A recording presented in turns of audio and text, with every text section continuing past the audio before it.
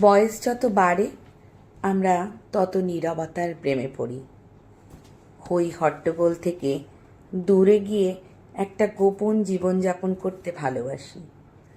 অনেক লোকের ভিড়ে চেনা মুখগুলোর মাঝে শতাধিক লোক দেখানো বন্ধুত্বের প্রাচুর্য ছেড়ে দুটো আসল বন্ধুত্ব খুঁজে বেড়াই, যার সাথে সুখ দুঃখের গল্পগুলো ভাগ করে নেওয়া যায়। দেখনদারি সম্পর্কের বাইরে বেরিয়ে গিয়ে খুব গোপনে একজন প্রিয় মানুষের কাঁধে মাথা রেখে সূর্যাস্ত দেখতে শিখি। কে সারা জীবন আমার পাশে থাকবে আর কি সামান্য ঝড়ে খড়কুটোর মতন ঝরে যাবে সেটা বুঝতে শিখে যাই। অবাঞ্ছিত কিছু ব্যবহার যা আমাদের বুঝতে শিখিয়ে দেয়, বারবার ভেবে সম্পর্ককে তৈরি করো। অপমান, নিন্দা, বিশ্বাসঘাতকতায় চুপ থাকতে শিখে যাই। জীবনের এই লম্বা সফরে আমরা সবাই একটা যাত্রীবাহী ট্রেন মাত্র। বয়স বাড়ার সাথে সাথে বুঝতে শিখি কোথায় থামতে হবে আর কোন স্টেশনে থামার আগে গতিবেগ কমাতে হবে। এত কথা বলার মাঝে আসল কথাই তো বলা হলো না।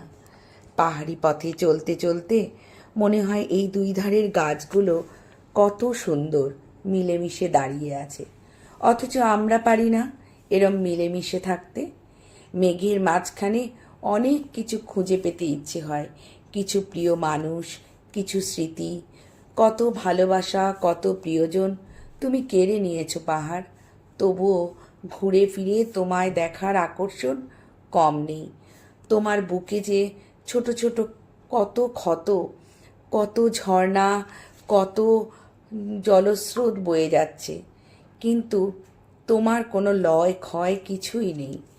পাহাড়, তুমি না হয় বড় উদার, কেমন যেন করে যে আমাদের আগলে রাখো ভগবানই জানে। সবটুকু নিঃসঙ্গতা ভাগ করে নাও, একখানি সুখ সাজিয়ে রাখো বুকের মাঝে। না হয় সবার একটা পাহাড় থাকুক, যেখানে হাসি, আনন্দ, ভালোবাসা সব মিলে একাকার হয়ে যায়। তোমার দিনটা একরকম, তোমার দুপুরটা একরকম, তোমার রাতটা একরকম। নিস্তব্ধতায় তুমি ঘিরে ফেলো গোটা শহর, নিঝুম করে দাও। হোক না এই রকমই প্রত্যেকটা মানুষের জীবন চিত্রপটে আঁকা, তারই মাঝখানে আমাদের বসা, আমাদের একটুখানি ঘুরে ফেরার দিনগুলো স্মৃতির পটে ধরে তুললাম তোমাদের সামনে। কেমন লাগলো বলো কিন্তু সবাই। সবাই খুব ভালো থেকো, আমার চ্যানেলটা সাবস্ক্রাইব করো, ভালোবাসা দিও।